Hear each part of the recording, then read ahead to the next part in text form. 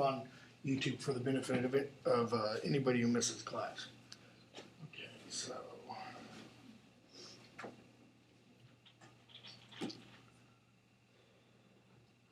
Effect, literary significance. If you remember, the way Tolkien begins the fairy story essay, to go back to the very beginning, he raises three questions.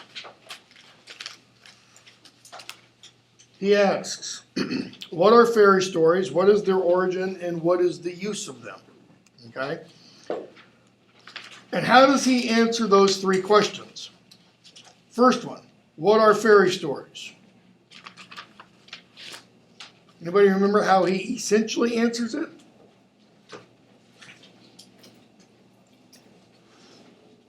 Fairy stories take place. It's where they take place, like in the land of fairy. It doesn't necessarily need a fairy in it. Right, doesn't have to have a fairy. He talks a lot about what it's not. Like, it's not just about really tiny fairies. It's not about necessarily their size and the details you get hung up on. It's essentially a story from the perilous realm, to use the phrase Tolkien uses. He doesn't define fairy story, right? Keep in mind what the word define means. It means to put a limit around, to put a boundary around. He never does that. He says, essentially, you cannot define fairy stories. He's essentially like the Supreme Court Justice, I think it was either Holmes or Jackson, who said when a pornography or obscenity case came before him, I cannot define obscenity, but I know it when I see it. That's essentially what Tolkien says about fairy stories. Okay? So, the second question deals with their origins. What is their origin? What's his ultimate answer? They've always been. Kind of essentially they've always been. And it doesn't really matter what their origin is. And that's that whole section he goes on, he talks about the cauldron of soup. You know, you throw everything in, you throw bits and pieces in, you throw a king who's gone away and hasn't returned, you throw in a hero from here, you throw in this element, you throw in a magical sword, you let it cook for a few hundred years, and you end up with Arthur. Or you end up with Aragorn. Okay, depending on how you want to look at it. Or you end up with a whole bunch of figures from literary history. Okay? And he doesn't do that to say that researching the origins of stories is bad. He says, you know, I like to do this as much as anybody else. But it doesn't really answer the most important question, which is the third question. What is the importance of these stories for us today? Or as he puts it, what is the use of them? And it's in answering that question of the use of stories that Tolkien goes on to talk about children. Right? But when he does address children, he begins by saying, I will now turn to children and so come to the last and most important of the three questions. What, if any, are the values and functions of fairy stories now? Notice how he modifies the question. Originally he said, what is the use of them now? That becomes modified to, what are the values and functions of them now? Okay? And notice he's doing this in the context of children. Why? Most people relate them to fairy tales like Little Red Riding Hood. Exactly. Most people relate fairy tales to children. In other words, fairy tales aren't meant for us. We're adults. We're grown-ups. We shouldn't have any need of fairy stories. St. Paul says, when I was a child, I thought as a child. Okay? Now that I'm grown up, I don't think as a child anymore. In other words, it's time to get away from the milk and start eating good, chewy, solid food. Okay? So Tolkien then asks the question, is there any essential connection between children and fairy stories? Notice, essential. What does that word ultimately mean? Absolutely necessary. Okay, what's the root of it? The essence. The essence. Is there something in the essence of fairy stories that ties them to children? What do fairy stories not have to have? Fairies. Okay. So can you write a fairy story that doesn't have anything to do with fairies? Yes. So what would make it necessarily relatable to children? Why children? Okay. And so Tolkien goes on to talk about how children have become associated with fairy stories over the years. And he says it's an accident of our domestic history. Domestic meaning household, the home of a family. How do fairy stories accidentally get relegated to children? He uses an analogy from another aspect of family life. What do you do when you have an old piece of furniture that isn't quite yet ready to be thrown away? You put it up in a kid's room or in the nursery, as he calls it, so that the children can bounce around on it, etc. You're no longer really concerned about the furniture. Okay? So it gets cast off to children. Well, how do fairy stories get cast off to children? And when? He doesn't answer the question of when, but I think it's kind of important to think about. It's not in the 1400s. It's not in the thousands. It's not in the 800s. It's not in the 1500s. It's not really even in the 1600s. It's during the Enlightenment that this happens. Yes? Does it happen when people are more concerned with like stylistic aspects of their writing fairy stories? Like the fairy stories become bad and don't really endure, so... To some extent. But I think it's more of what C.S. Lewis will call an intellectual snobbery. In other words, the fairy stories are not appropriate for adults because they are about what? The unreal. Unreal things. And what should adults be reading about? Science. Facts. Real life. We ought to be wrestling with the problems of real life. The whole, realist movement, naturalist movement of beginning really in the 1850s, all the way up to the postmodern, my opinion, crap of today. Okay? Which are about life as it really is. In other words, there isn't any magical fairy who's going to come rescue us from the problems of our world. And you can define magical fairy any way you want.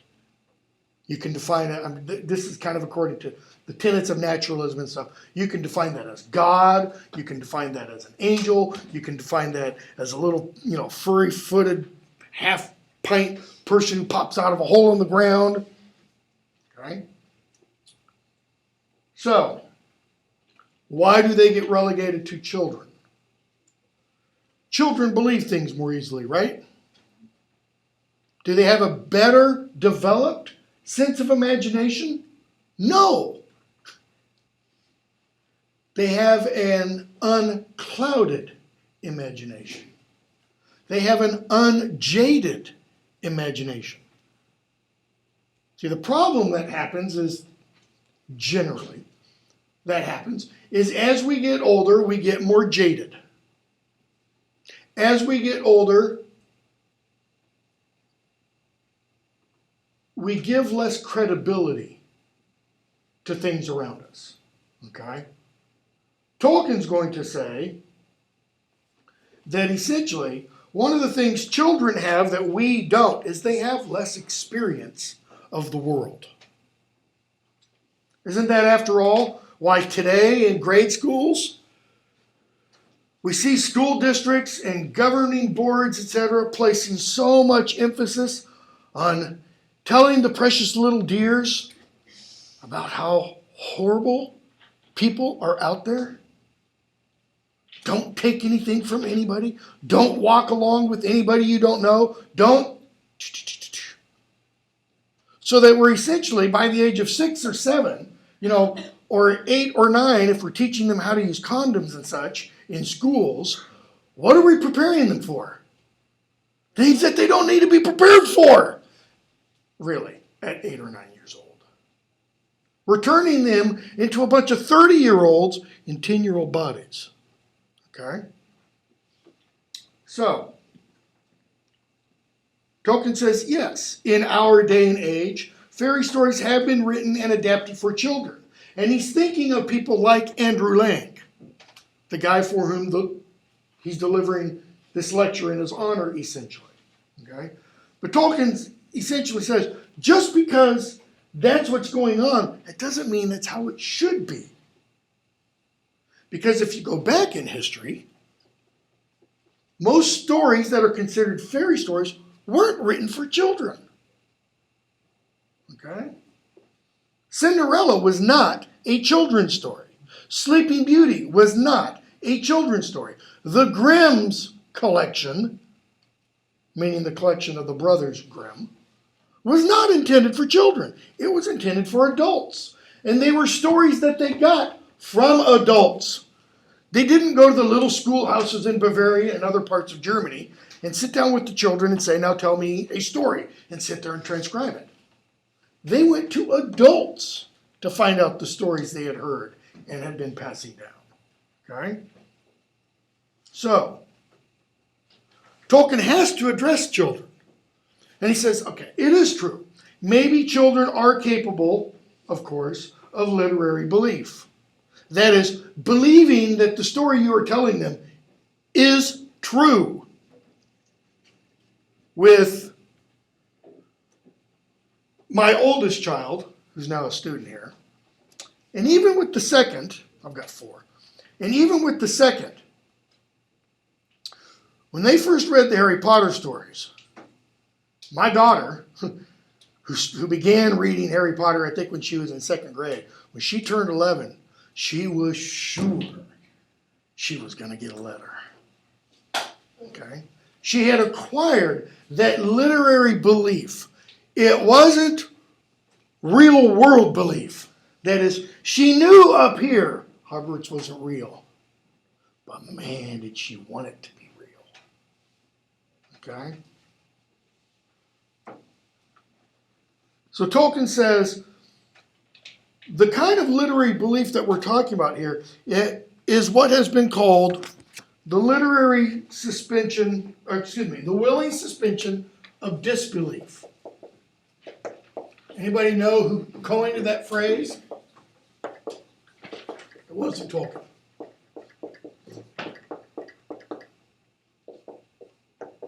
It was Samuel Taylor Coleridge, romantic poet and literary theorist. Pretty good one at both. Okay.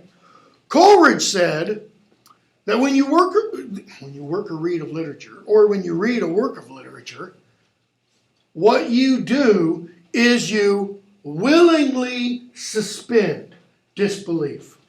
In other words, you pick up Ivanhoe, if you've ever read it, Sir Walter Scott. You pick up Ivanhoe, you intentionally tell your mind, okay, I am about to read a work of fiction. This is not real. And then you dive into it. Tolkien says that is complete and utter nonsense. No. What happens is if the author is good at his or her art, what happens is that work creates in your mind, let's use technology language here, computer technology. What that literary work does is it kind of partitions your mind, creates a separate little hard drive, inside which that work can work. In other words, you create a little section of your mind that is Middle Earth. And inside that little section of your mind, as long as Middle Earth is created well, everything works just fine. You traipse along after Frodo and Sam and Merry and Pippin as they make their way down to Farmer Maggot's house and then down to Crick Hollow, and then across the old forest, and they meet Tom Bomb all the way until Frodo and Sam go off to the Grey Havens. And as long as there is not a jarring problem within that world, everything operates wonderfully. Okay? But if the author isn't as anal as Tolkien in terms of making everything perfect, okay? If the author has problems within the writing, then there might come points when you're reading that little world that is spinning just so beautifully all on its own suddenly goes, "Argh!" And you go, wait a second. Back on page, so-and-so said, you know. This is what often happens, for me at least, when I read Harry Potter. And I teach a course on Harry Potter. I teach a course in London on Harry Potter every other year. I love the Harry Potter novels. I think they are extremely profound once you get into them and start peeling the layers away. But J.K. Rowling is not the writer JRR Tolkien is. For the simple reason, she got to writing so fast and had deadlines that she didn't take care to see that things that she said in books 1, 2, and 3 have to follow through on 4, 5, 6, and 7. Or even in a single book. For example, in Goblet of Fire. You have an event happen on one page, and something happens to a character dies, falls on the ground, and he's only 6 feet away from another character. You turn the page, and the second character is suddenly 20 feet away without having moved. And the dead guy didn't get up and move either, nor did people magically move. It's just really bad copy editing. Writing on her part for not seeing the difference, okay, and then copy editing, okay? Tolkien says that the moment that disbelief arises, that is when you realize, wait a second, he's only supposed to be 6 feet away. Boop, that little world suddenly aborts and you're left outside because a problem has been created in it, okay? So, what happens when you're in that little world? And Tolkien goes on to talk about the kinds of questions Lang said children posed. And Lang said that children want to know, is it true? Is Beowulf real? Is King Arthur real? Is Harry Potter real? Is The Lord of the Rings real? Pick your story. And Tolkien says, yeah, they do ask that question some. But he says, I'm going to use myself as an example. I didn't care whether or not it was true. He says, what was important to me was, did the story awaken or arouse desire? That is, if I was reading a story about dragons, did it awaken in me the desire to see or experience a real dragon? Here's a good modern example. Jurassic Park. The book, not the film. Book is the film's good. Book is so much better. Because when you read the book, yeah, you do want to see those dinosaurs. Until you meet up with Ian Malcolm, the mathematician character, who's like, there's some pretty good reasons why we're separated by 65 million years. For one reason, they eat us. That's a pretty good reason. Okay? I mean, do any of you, do you get what Tolkien's getting at? I mean, do you remember desires you had as a child that you wouldn't necessarily really want to see fulfilled? I mean, I had, and I'll admit, I still have. I would love to see a UFO. Okay? Here's the caveat. I used to say the same thing about a tornado.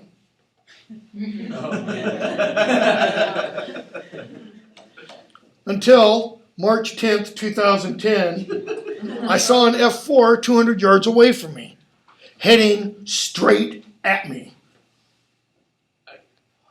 I don't need to see a tornado again after that. One's fine. Okay, had one a week previous to that. Hit my church when I was at my church. Ripped part of the roof off. It's enough. So when I say I'd like to see a UFO, it's not like up close and personal. Maybe off in the distance, or me standing outside looking at the stars. All of a sudden, have the lights in the sky kind of rearrange. Go, cool. Now go away. Okay. I used to want to see a T-Rex. No. So Tolkien says it needed to awaken desire in him. Right? And he goes on from there to talk about kind of more children in general. But he says, again, in his experience, it'll be plain that, in my opinion, fairy stories should not be especially associated with children. They haven't historically. By the time Tolkien's delivering this essay in 1939, 1938, and then publishing it in 47 and then later on in 65, that fairy stories have been written for children has only been true for less than 100 years, really.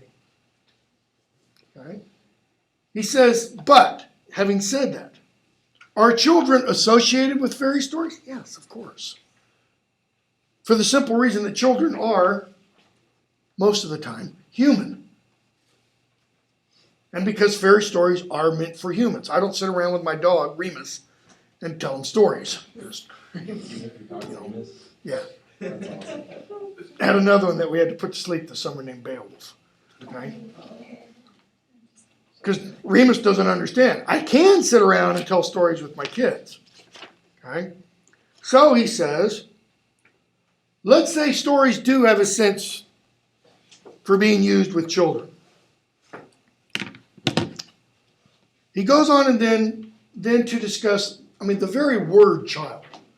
It says, child can have a good sense and child can have a bad sense. If we use child in a good sense, we must not allow that to push us into the sentimentality of only using adult or grown-up in a bad sense. See, this is the problem, I think, that Steven Spielberg falls into in so many of his films, where the child is an innocent little being of paradise. And adults are almost always evil. The classic example of this in Steven Spielberg's fantasy oeuvre, let's say, E.T. The original, not the stupid remastered one that he did. Okay? Because in E.T. you have the little kid Elliot, little beautiful cherub-like face and everything. And he sees E.T. and he's not afraid, he's not worried. E.T.'s nice. E.T. just wants to phone home. Okay? Not like H.G. Wells where E.T. wants to, suck your soul out of you and, all that kind of stuff. Not like Independence Day E.T. Okay? But how are the parents or how are the adults portrayed in E.T.? Except for the kid's mother. How do you see them? You see them from about here down. Okay? How are in particular, the FBI portrayed? Men in black. And what are they doing when they come to Elliot's house to take E.T.? What are they carrying? Weapons, guns. This is why I said you don't want to use the remastered one. Because in the remastered one, what are they carrying? Walkie-talkies and the most fearful thing a little kid will ever see, a clipboard. I'm serious. They're carrying walkie-talkies and clipboards. Why? Because Spielberg has this anal anti-gun thing. Okay? So, child does have a good sense. Grown-up also has a good sense. Grown-up has a bad sense. Does child have a bad sense? Have you ever told somebody your age to not be childish? Child does have a bad sense. Because what are we meant to do? You're meant to grow up. Okay? That's why you've got this very important passage here where Tolkien says, The process of growing older is not necessarily allied to growing wickeder, though the two do often happen together. Okay? Just because we do grow older doesn't have to mean we grow worse and more evil. Notice he admits, though, that often happens. Okay? Children are meant to grow up and not to become Peter Pans. Because what's Peter Pan's problem? Who doesn't grow up? He refuses to grow up. What would a word be that we would use to describe somebody like that? Arrested development. Arrested development. Stunted. It's not natural. What's he refusing to do by refusing to grow up? Refusing to accept responsibility? Refusing to accept change? Refusing to accept the world? He's essentially putting his hands over his eyes, his hands over his ears, and going blah, blah, blah, blah, blah, blah, blah. Okay? Trying to shut himself off. So, children are meant to grow up and not to become Peter Pans. Not to lose innocence and wonder. That is, just because you grow up doesn't mean you have to lose innocence and wonder, but to proceed on the appointed journey. It's important. Life is a journey. Do we know what the destination is other than it's the big D? No. We don't know where life's going to take us. Or maybe you do. I sure don't. I don't know what's going to happen 20 minutes from now. I think I'm probably still going to be talking about this lecture. I don't know that for sure. Somebody could come in who I gave an F to earlier this summer. Happens every year in the United States. I thought you were talking about you. No, it doesn't happen to me. Sorry, not Superman. I can eat it at the desk. Yeah, I'm going to have a whole bunch of drops really fast. Right? But to proceed on the appointed journey, that journey upon which it is certainly not better to travel hopefully than to arrive. In other words, Tolkien's point, and I ought to throw this out here. Remember, Tolkien's Catholic. And he's a meaningful Catholic. That is, he really believes it. He really lives it. He's not just I was baptized Catholic, and goes to church once every 10 years or something. No, I mean, he really believes it and everything.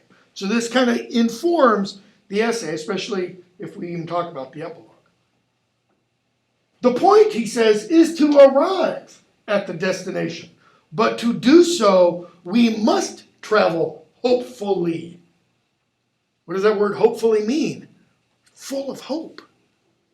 Because if you're full of despair, it would be impossible for me to get from this point to that chair. Because if I'm full of despair, I'd say, well, what's the point? And right here and now. But it is one of the lessons of fairy stories. It's an important word, because Tolkien is telling us. Fairy stories can teach us lessons. If we can speak of the lessons of things that do not lecture. It's why he did not like his good friend C.S. Lewis's Chronicles of Narnia. Tolkien thought they lectured. They preached. Okay? And a variety of other reasons also. Having Father Christmas show up in Narnia. Doesn't belong, hello. Wouldn't be anachronism, it'd be anachroplacism, an anaplacism or something. Okay? It's out of place. If we can speak of the lessons of things that do not lecture, one of the lessons of fairy stories is that on callow, lumpish, and selfish youth, peril, sorrow, and the shadow of death can bestow dignity and even sometimes wisdom. Okay. These things are not being bestowed on characters in the stories. These things are being bestowed on the readers of stories. The callow, selfish, lumpish youth are the people who read the stories and get transformed by them because of the shadow of death and peril and sorrow in the stories. So what's Tolkien telling us right here about stories? They could change your life. And he doesn't mean that figuratively. He means it literally. A story can change your life. But what must you do?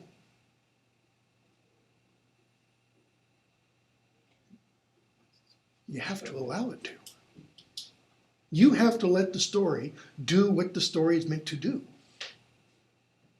In other words, you cannot approach the story as something to be criticized. But what I mean by that is something to be analyzed. First and foremost, you have to let the author think of the story as water. You've got to let that author pour that water all over you until you're submerged in it. Or to use language C.S. Lewis would use about the stories of George MacDonald when he first read them. He said they baptized his imagination. Think about what that means for a moment. His imagination, which up until that point had been somewhat dark, okay, leading towards, because Lewis had an interest as a teenager and such, leading to the occult. And he says he read George MacDonald, and he had the first, I'm not punning and using this term, the first inkling, yeah, get your chuckles out, the first inkling, okay, of this idea of a good death. That death could be good. Death could be wholesome. Not natural. Not the same thing. Okay? So, Tolkien says, let's don't divide the race into Eloi and Morlocks, pretty children, or elves as the 18th century often idiotically called them. Okay, I've got 4 kids, I'll tell you right now. I don't think there are any quote-unquote pretty children. Pretty, there aren't any perfect kids. The whole idea of the noble savage of Rousseau is completely ludicrous. I don't know if you know much history about Native Americans, but Native American tribes weren't all living in peace and harmony. They were slaughtering each other just as much as when the white man came in and started slaughtering them too. Okay? So, very well, Tolkien says, if adults are to read fairy stories as a natural branch of literature, in other words, if they're going to read them like they're going to read plays, or they're going to read novels, or they're going to read poetry, neither at being children, nor pretending to be choosing for children, nor being boys who would not grow up, what are the values and functions of this kind? Notice the 3 neithers. Okay? Neither playing at being children. Oh, well, I'm reading this because I'm acting like a child. There's a interesting or very strange and disturbing, whichever way you look at it, story a year or so ago of some guy on disability in California. I'm from California, so it's safe for me to say they're always from California. This guy, he weighed like 350, 500 pounds, something like that. And he was on disability because he acted like a baby. He's like 38 years old. And he built for himself. He's a pretty accomplished woodworker. Built for himself a huge crib that he slept in. Dressed in diapers. Made a rattle and stuff. Lived with a woman who took care of him. She got Social Security benefits also for doing this. Okay. And he, considered this a disability. It got on the news. A senator said, what the hell is going on? This is crazy. And he got his disability yanked, and then he tried to sue the senator and a whole bunch of other stuff. He was somebody who was pretending at being a child. This guy was fully functional, fully capable. He just didn't want to go out and face the world. He didn't want to have to go out and get a job. Okay? That's that one class that Tolkien's talking about. What's the other one? Nor pretending to be choosing for children. When my wife was pregnant with my eldest child, I was a doctoral student. I had to go to the doctor one day, the on-campus doctor. And I was reading at the time the complete Winnie the Pooh. Okay? I was reading it for myself because I wanted to reacquaint myself with Winnie the Pooh. And I got into the doctor's office, and I'm sitting in the exam room waiting for her to come in. And she comes in, oh, Winnie the Pooh. And she goes, well, that's kind of a, odd book for a 30-year-old to be reading. And I immediately, well, I'm not reading it for myself. My wife's pregnant. I want to reacquaint. Because I didn't want to look like an idiot. Okay? That's what Tolkien's talking about. Nor being boys who would not grow up, refusing to read anything else. Tolkien says, okay, so if adults are going to read these stories, what are the values and functions of this kind? He says, that's the most important question. Beowulf's been around 1,000 years. Why do we still read it? Other than because, egghead English professors require us to. Personally, I think it's one of, if not the best thing ever written in the English language. I mean, I teach it at the graduate level in Old English. It's so rich, okay? But why do we still read it? Why do Disney and Pixar, etc., come out with what are essentially fairy tales for TV, for film? Why are the biggest box office grossing films essentially fairy tales? Spider-Man is not science fiction. Lord of the Rings is not science fiction. Star Wars isn't even science fiction. They are fairy tales. Star Trek, yeah, it's more science fiction. Okay. Why? Why do we have this need? Okay. Tolkien's going to tell us. First of all, if written with art, that is, if they're well written, the prime value of fairy stories will simply be that value which is literature they share with other literary forms. Notice what he doesn't do. He doesn't tell us what that prime value is. He doesn't state what is the prime value of literature. Why do we read books? Literature, not stupid things like the Harbraith's Handbook or, the World Book of Geography or something. I mean, stories. Why do we read? He doesn't answer that. Why? There is no single answer. It's individual to every person. It does usually have something to do with some of the other things he's going to talk about. Okay? So, but fairy stories offer also, he says, in a peculiar degree or mode, these things: fantasy, recovery, escape, and consolation. And he says, and most of these today are considered bad. Okay. Now, he delivered this thing in 1939. They're still considered bad. If a lot of movies you see are quote-unquote escape, then the kinds of reviews you'll read about, this is just escapist claptrap. They don't want to deal with the real world. Well, what if the real world just totally sucks? What if your real world, say, were a prison? Would you want to be reminded 24 hours a day, 60 minutes an hour, 60 seconds a minute that you're in prison and that you'll never get out? And that your whole being is dominated by being in prison? No. So, Tolkien says, let's start with fantasy. And he really starts. He goes back to the beginning. What's meant by fantasy? Imagination.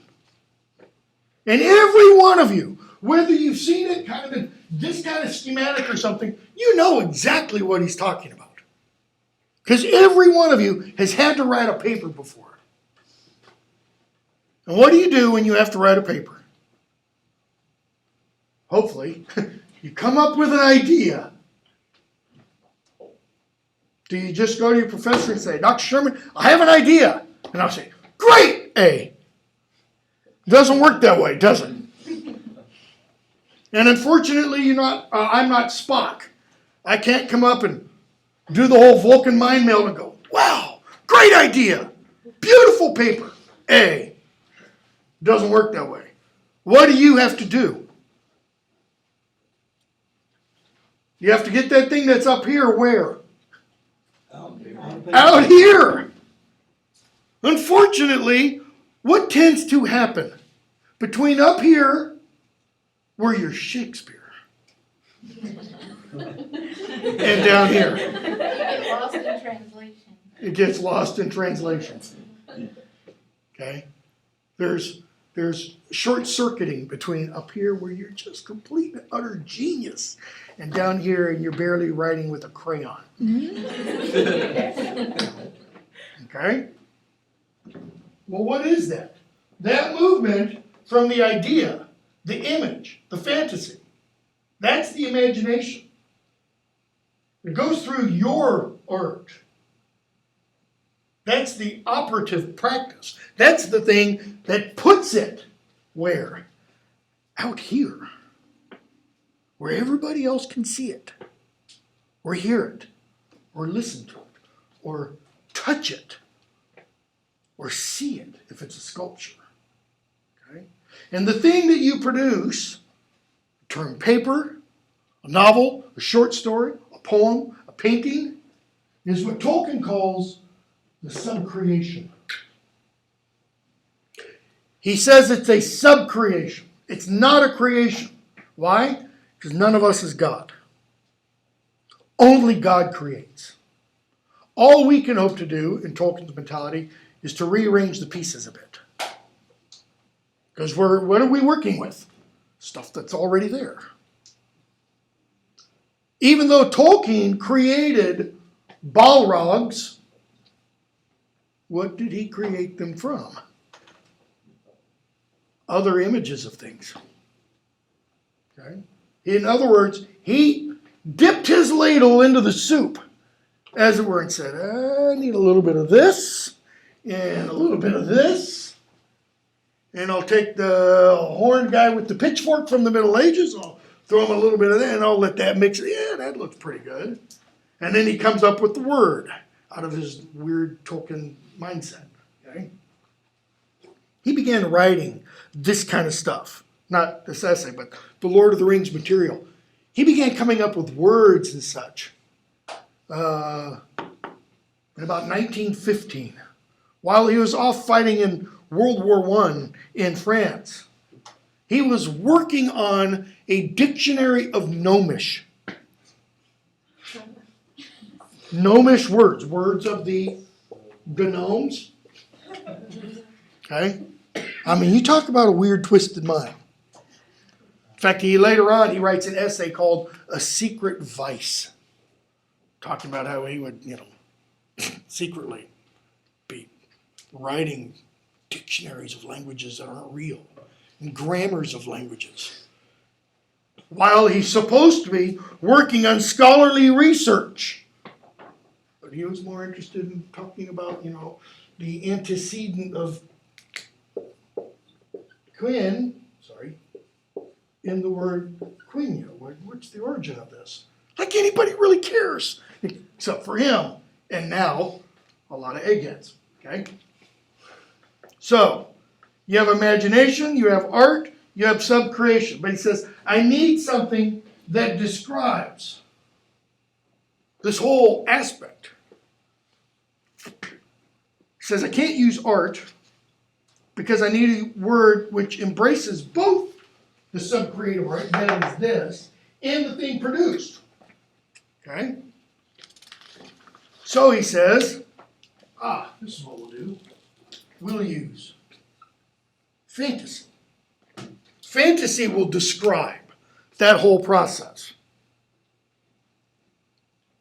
Okay? And he says, what does fantasy mean? It means images of things that aren't actually physically present, Balrogs, hobbits, okay? And it has a couple of qualities. One, arresting strangeness. In a hole in the ground, there lived a hobbit. Excuse me, what? There lived a what? What's a hobbit, John, or Tollers? Nobody knew what a hobbit was, right? And they're difficult to achieve. I read very little modern fantasy. For the simple reason, you read the master, and everything else, with some exceptions, most everything else is derivative. I mean, where you can go, oh yeah, look, yeah, it's Tolkien. Yeah, there's Gandalf. There's Frodo. Yeah, there's the sidekicks, Merry and Pippin. Yeah, there's the horse. Yeah, cool. Okay, here's an example. Sorry if this offends some of you because you like this one. In the late 70s, the first of a major series, I think Paul knows which one I'm talking about, was published.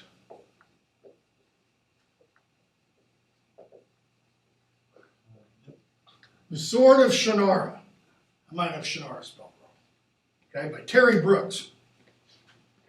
The Sword of Shannara is so utterly and bald-faced a rip-off of The Lord of the Rings, it's just not funny. I mean, you have the whole quest thing, you have the White Wizard, you have these half-elves, you got... He does one really cool thing, and it's the twist at the very end. That is a stroke of genius on Terry Brooks' part. But the really bad thing, the druid, the wizard leader, the Gandalf character, and you have to be old enough to understand the reference. His name is Al-Anon. Okay? Al-Anon was a drug rehab program in the 70s. It's like, really, you can't come up with something better than that. I mean, why not just call them AA? Or AH. Okay? Anyways, so he goes on and talks about fantasy and such. It's difficult to achieve. Why? Go back to what I said earlier about creating that world. It's hard to make a world inside which all the laws make total perfect sense. That's why J.K. Rowling, every now and then, it falls flat. That's an example of where Tolkien thought, Lion, Witch, and the Wardrobe completely... They go across the river, and they see Father Christmas. Father Christmas is a this world character. What's he doing in Narnia? Why do they even have Christmas in Narnia? What is Christmas? Mass of Christ's birth. Birthday of Jesus? Is Jesus in Narnia? No. Yes. So maybe it should be Aslan Miss, but it's not. So it doesn't make any sense. The sacrifice is still in the future at that point. And the sacrifice is still in the future. I mean, it's like, come on, Jack, you can do better than this. Okay. So, Tolkien goes on to talk about making a secondary world. That's the subcreation. When it's done well, you make this secondary world in your mind. And he talks about this making of the secondary world. To make a secondary world inside which the green sun will be credible. Just a green sun. We look at the sun and what do we think? Yellow or white, maybe orange or red at sunset. A green sun? Commanding secondary belief will probably require labor and thought, and will certainly demand a special skill, a kind of elvish craft. Few attempt such difficult tasks. Yeah, few do, but who had? As of the time when this lecture was delivered, Tolkien had. Because what had he already published? The Hobbit in 1937. That's why he was asked to do this lecture. Okay? It was because of The Hobbit. It wasn't because of his Beowulf essay, which was published in 1936. His Beowulf essay established him as one of, if not the foremost scholar on Beowulf in the world. But the Andrew Lang people didn't care about that. They cared because he published The Hobbit, which was instantly hailed as a modern fairy tale, a modern classic. So they're like, well, you write fairy tales. He's like, I don't know anything about him. I just told a story to my kids. Okay? So he says, in human art, fantasy is best left to words, to literature. Why? Why is it not best left to... Oh, I'm going to open up a can of worms with this one. Why is it not left to the likes of Peter Jackson?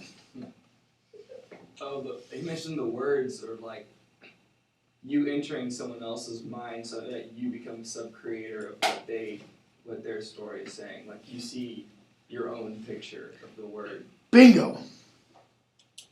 The words create the images in your mind. But how do you create the image? I bet if I could ask all of you to describe to a portrait artist, if you had never seen the Lord of the Rings films, I bet we would come up, we've got about 18 people in here, I bet we would come up with 18 rather different images of Gandalf. And not one of them would look like Ian McKellen. Unfortunately now, though, you say Gandalf and everybody sees Ian McKellen. You say Frodo and everybody sees Bug-eyed, Elijah Wood. Sorry, Bug-eyed Boy is my word for him. Okay. Be better playing Gollum. Okay? Elijah Wood. Or Aragorn and you see Viggo Mortensen. Completely miscast. Why? Because Aragorn isn't supposed to be handsome. He's not supposed to be someone that women would fall over trying to get to or fight each other trying to get to. You're supposed to look at him and go, kind of rough looking. Okay? You slather mud all over Viggo Mortensen and he's not rough looking. Okay? So, Tolkien goes on. Talks about why it's best left to true literature. And then he mentions drama. And says, argue why, drama wouldn't really work. And I would use as, if I were presenting a case in court as piece of evidence A, B, C, The Lord of the Rings, The Fellowship of the Ring, The Lord of the Rings, Two Towers, The Lord of the Rings, The Return of the King. Because the films are not The Lord of the Rings. They are Peter Jackson's, I'll be generous, adaptation of The Lord of the Rings. Okay, now I'll not be generous. They are Peter Jackson's bastardization of The Lord of the Rings. They are his emasculation of The Lord of the Rings. They are his corruption of The Lord of the Rings. For this simple reason, Peter Jackson doesn't have a rat's idea of what Tolkien means in The Lord of the Rings. He doesn't know what they're about. He thinks they're about sword and sorcery. They are as far from swords and sorcery as you can get. Yes, there are swords. Yes, there is sorcery. But last time I read the novel, Yoda and what's Christopher Lee's character in the Count Dooku are nowhere in The Lord of the Rings. Yet they are in the films. And we even see them get to redo their wizard's duel thing, which is not in The Lord of the Rings. Okay? We'll talk about more of this later. So he goes on to fairy and drama. Okay? What's the difference between fairy and drama in class I come to before this class, Shakespeare. What's the difference between a Fairerian drama and Hamlet? What do you know when you're watching Hamlet? You know they're all gonna die. Okay. What else? Good understanding of Hamlet. What else do you know? It's a play. In other words, it's not really Hamlet. Or let me use a better example. A Midsummer Night's Dream. So that when Bottom, in the play within the play, comes up off the stage after the character of Pyramus has died, and Bottom goes, "Oh, but I'm not really dead. I don't want you to think, ladies, that I'm..." Of course you're not really dead, stupid. You're an actor. But Bottom is so stupid, he's afraid that people will think that he's really dead. Okay? The difference? A Fairerian drama? Now, I don't know if any of you have ever experienced a Fairerian drama. I haven't. Because in a Fairerian drama, that's where you see something that comes across as so real, you believe it. Kind of like maybe alien abductions. Seeing the little people off in the forest. Like, you can go to England today, Scout's honor, cross my heart, swear on a stack of Bibles, the whole 9 yards. You can go to England today and talk to people who will swear they have seen fairies or elves or the little people. And I don't mean because they're high on coke or something. I mean out traipsing through the woods or something and they come across a fairy ring. Anybody know what a fairy ring is? Circle of mushrooms. Don't ever go into one of those. Because according to Celtic mythology, fairy rings can be portals to the other world. Okay? And what Tolkien's talking about here is largely what we see in a lot of medieval literature. Where people do see things that they attribute primary belief to, that it really happened. Whereas those of us who are jaded and unbelieving like me, go, yeah, right. Prove it. Prove it. Well, you can't prove it, okay? So, Tolkien says, we need a word for that elvish craft. That elvish craft that can produce that sense of belief.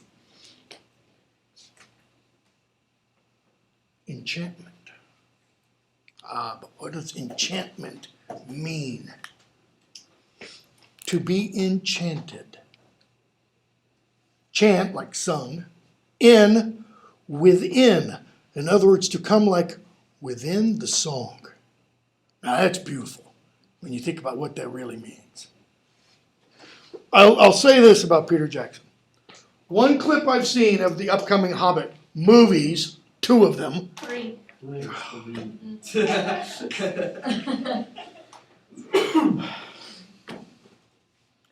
What in God's name will he add to the novel to make it into 3 films? I can shudder to think. Is the scene when the dwarves are singing in Bilbo's hole. From that one part that I've seen, that's pretty good. Except the dwarves are all wrong. Okay? Other than that. It's pretty good, except where it's completely wrong. No, their chanting of the music is what's really good. Just take their faces away and have the sound, kind of a thing. Okay. So what does enchantment do? It's this: shared enrichment. It's not designed to take you over and make you into their slave, even though that is sometimes what happens in medieval literature. You get, some sexy fairy queen comes and sings to you, and you go off and become her sex slave for however many years, and then you come back all worn out and wasted. Right. Okay. Or the other way around, It's shared enrichment. What does that mean? You experience this thing, this drama, let's say, And what happens? You then turn and look at the world around you, and you see it differently. Greens are greener, reds are redder, water is wetter. It is more watery. Okay? Air feels cleaner. You love more deeply. You sorrow more greatly. In other words, all of life kind of takes on an added dimension. Right? So, he goes on from there and says, to the elvish craft, enchantment, fantasy aspires. This is hoping for this. Right? How many of you have read Lord of the Rings? Okay, I don't care when. Now let me just say this now. You need to read The Lord of the Rings. You cannot rely on the films. You will fail if you try to rely on the films. The changes are significant in the films. That's why I say it's Peter Jackson. It's not JRR Tolkien's Lord of the Rings. Okay? For those of you who, how many of you have read The Lord of the Rings multiple times? Any? Only one of you willing to. Okay? First time I read Lord of the Rings and actually finished it. The reason I say this is because the first time I read it, I got like 50 pages into Fellowship of the Ring. I thought, it's not working for me. Put it down. I got, was Bree. Yeah. I just got stuck at Bree. Yeah, it was I something. could go back, read The Hobbit, and that gave me about enough momentum to actually power through Bree and even Bombadil, which Yeah. really takes some. I think it was Bombadil for me. Okay, I stopped. I went off, read something else. I came back, started again. And I don't know what, but when I came back and started again, I read through all 3 novels in like 2 days. I was, 16, 17 years old. And when I read them, I mean, you talk about enchantment. I mean, when when Aragorn, Legolas, and Gimli are chasing after Merry and Pippin, I was out of breath reading. I mean, I was right there in Middle Earth. He had me hook, line, and sinker. Okay, since that time, I probably read them, 30 or 50 times. Not quite every year. Christopher Lee, the guy who plays Saruman, has read The Lord of the Rings every year since 1954, since they came out.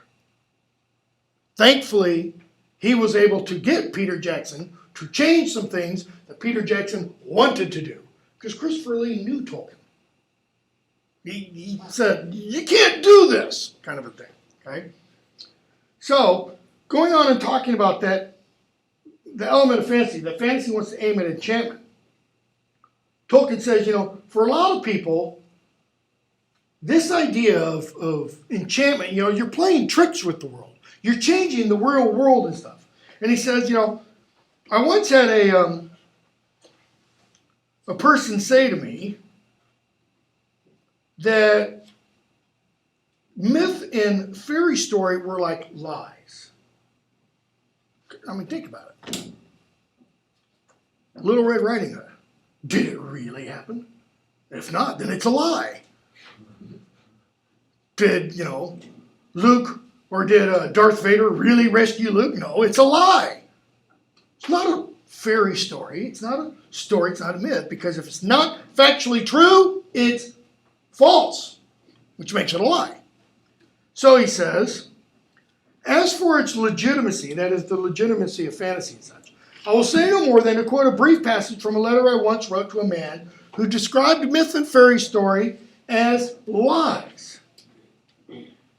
Though to do him justice, he was kind enough and confused enough to call fairy story making breathing a lie through silver. Now think about what that means. What does the silver do as you breathe the lie through it? It covers it and makes it all nice and shiny and pretty and appealing. You could say, it's like breathing a lie through gold, in which case you gilt it. You make it something desirable. Does it make it any less of a lie? No. Who's the person he's writing to? C.S. Lewis. This was C.S. Lewis that said this. Okay? That said, fairy stories are a lie. So Tolkien writes as part of a letter in this poem. Dear sir, I said, although now long estranged, man is not wholly lost nor wholly changed. Disgraced he may be, yet is not dethroned, and keeps the rags of lordship once he owned. Keep in mind, Tolkien's Catholic. Man, sub-creator, the refracted light, through whom is splintered from a single white. What's the white? God. And each individual, therefore, every individual who has lived, is a single ray of that whole white. In other words, we're all a little element in the prism that refract that light and that split off a little color. Man, too many hues and endlessly combined in living shapes that move from mind to mind. Well, what are the things that are moving from mind to mind? Little slivers of light. Okay?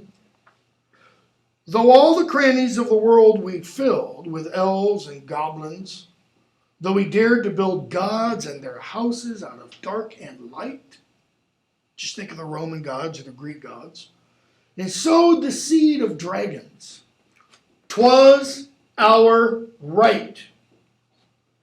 'Twas our right. In other words, it is part and parcel of who we are, used or misused. Can you think of some literature, some stories, some ideas that are misused light? Or some creations? How about pornography? Is the human body designed for pornography? Or is that a misusing, a misappropriation of something that is supposed to be beautiful, and etc.? Yes. That right has not decayed, we make still by the law in which we're made. In other words, we make because we're those little images of God that Catholic doctrine, Christian doctrine talks about. That's why Tolkien follows that with. Fantasy is a natural human activity. It's not bad. It's not wrong. It does not destroy or even insult reason. It does not either blunt the appetite for nor obscure the perception of scientific verity. The keener and the clearer is the reason, the better fantasy will it make. Okay? And then you get this paragraph down there. For creative fantasy is founded upon the hard recognition that things are so in the world as it appears under the sun, on a recognition of fact, not a slavery to it. Now you have to unpack this though. Okay? Creative fantasy is founded upon the hard recognition that things are so in the world as it appears under the sun. Creative fantasy, the kind of fantasy Tolkien is talking about. This fantasy that aspires to enchantment, shared enrichment, where we share something that the author has to show us. Where the author is saying, come here, look at this. This will blow you away. And then goes, like it's pixie dust, and it changes our perceptions. Okay? So that's the kind of fantasy. But notice, it's founded upon, it's based on what? What's this hard recognition? What does fantasy say? Well, fantasy doesn't change the entire world. It just does not depict an entirely different world. It depicts a recognizable world in which certain elements are different. Yes. It acknowledges what about this world? It's a hard recognition. A recognition is an acknowledgement. It's an awareness of what? Things are so in the world as it appears under the sun. Well, how does the world, our world, appear under the sun? Keep going. Is it all beautiful? No. Does everyone die happily ever after, a la Disney? No. Well, in our world is really static, and I feel like fantasy is just another medium for us to become more dynamic. Okay. Can be. Was Flying is not interesting unless you have gravity first. Say that again? Flying is not interesting unless gravity works there the same way it does here. Yeah. Unless you have the possibility Yeah. of falling on your ass and breaking your head, then flying is really nothing at all. Why are things things in the world as appears under the sun a hard recognition? Because sometimes we don't want to acknowledge that there really are people maybe trying to hurt someone. Let's not, I don't want to go into the whole terrorism thing right now. We don't want to acknowledge that children die of cancer. We don't want to acknowledge that 23 million Americans are out of work.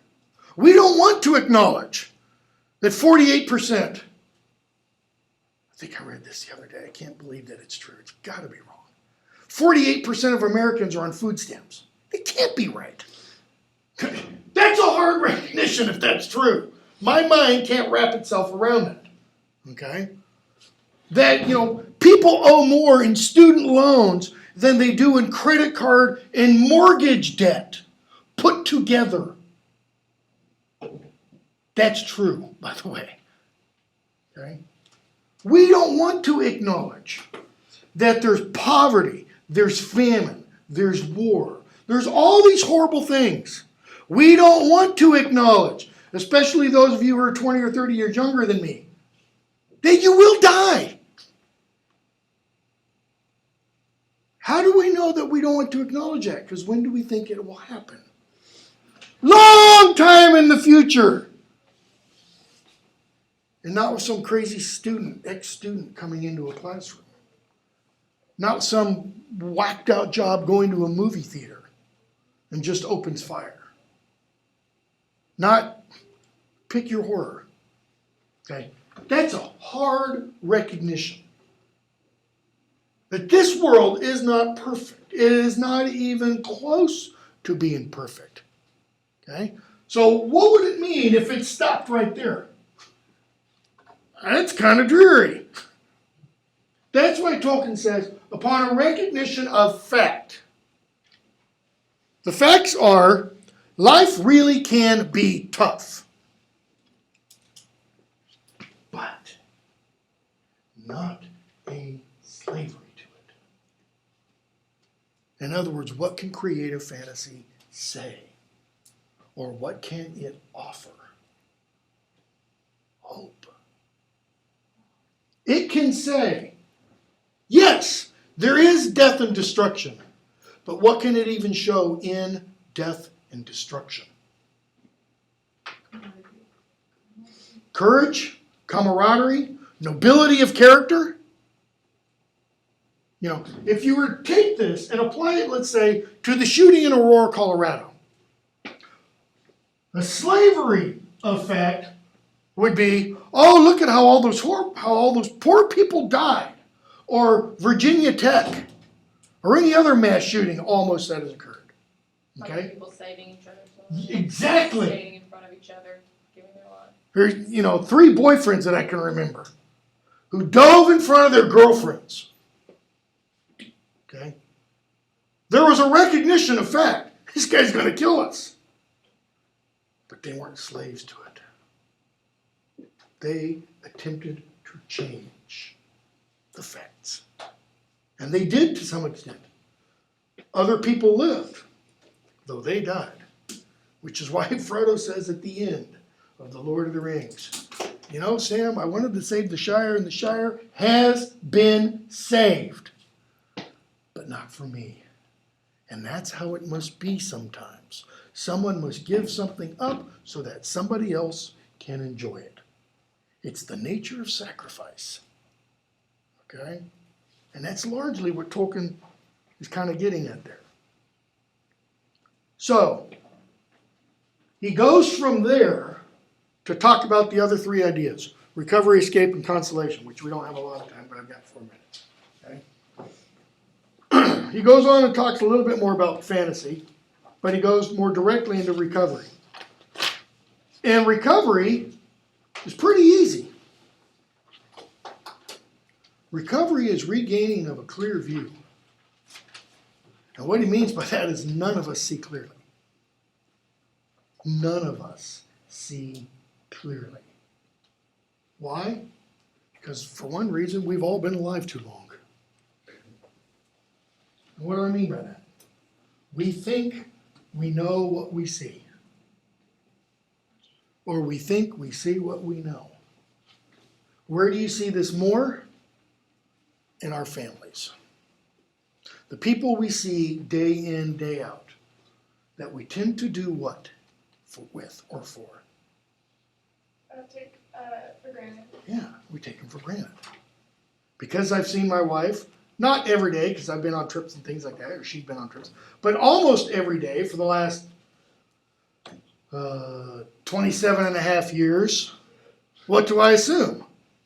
That I'll see her tomorrow, and the next day, and the next day, and the next day, and the next day, and the next day, and the next day, until she goes to work and gets killed by a car. Or goes off to work and has some crazy idiot fly a plane into a building. And then you never see them again. Then what happens? Are your eyes opened? Oh yeah. Is it painful? Oh yeah. So Tolkien says we need to develop a sense to see the world around us. What does that mean? It's not just going, oh, look, a tree. It's seeing a tree as if you had never seen a tree before in your life. Like you were blind from birth, and all of a sudden, Jesus came, touched your eyes, and you're like, what in the blankety, blankety, blankety, blank is that? Well, that's a tree. Okay? There's a wonderful YouTube video of a woman born deaf.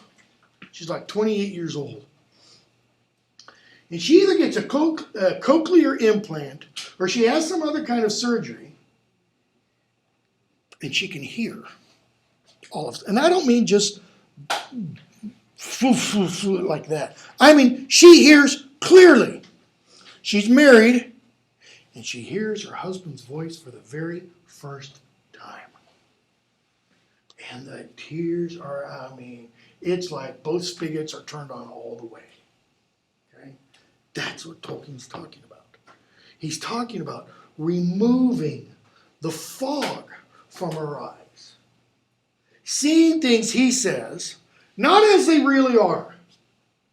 He says, seeing things as they were meant to be seen. Most importantly, people. Seeing people is not being an extension of ourselves, but is really, truly, fully separate. Because all too often we walk around and we just see people only in the sense of relation to ourselves. That's my friend, that's somebody I don't know. But notice, that's I don't know. That's a relationship. Rather than, wow, look at that person. And it does come down even into coming into a classroom and seeing when the light comes on, not just walls, concrete block that is textured, that has mortar between it, floors made out of God knows what, ceilings with individual tiles, with individual little holes in the tiles. Paying what? Attention to everything around you. That's what he means by recovery. We can recover a sense, Tolkien is getting at, of the glory of everything, of existence even. Beautiful scene, and we'll stop with this, in the 7th Harry Potter novel. After Harry loses his wand and he thinks life's just crap. I mean, just the bottom is falling out. And it's Christmas morning and he's sitting on a hillside And the narrator says, and Harry ought to be filled with a sense of wonder to be alive on this day, looking out at this beautiful panoramic scene of snow on the hills of Scotland and everything. And instead, he's all wrapped up inside himself. He needs recovery. And he gets it in the very next chapter. All right, we'll stop there. We'll try and start. We will start. Silmarillion. I may cut Silmarillion